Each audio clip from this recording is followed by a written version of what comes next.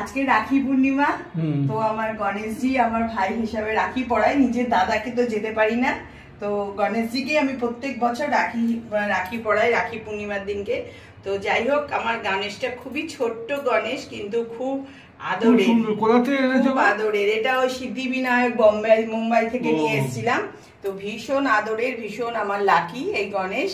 যাই হোক, আমার এই গণেশটা খুব ভীষণ লাকি। তো আমি গণেশকেই দেখো রাখি, তবে পড়াতে তো পারছি না, এরকম করেই দিয়ে দিলাম ঠাকুরকে।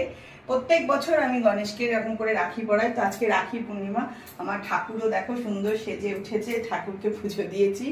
তো বলো, সবাইকে ভালো রাখুক ঠাকুর, রাখি পূর্ণিমা দিন সবাইকে খুব ভালো রাখুক। চকলেট দিয়েছো নাকি ঠাকুরকে? চকলেট ছেলে এনে দিয়েছে ঠাকুরকে চকলেট দেওয়ার জন্য। তো রাখি পূর্ণিমায় ঠাকুরকে একটু চকলেটও দিলাম। তো ঠিক আছে, একটু পুজো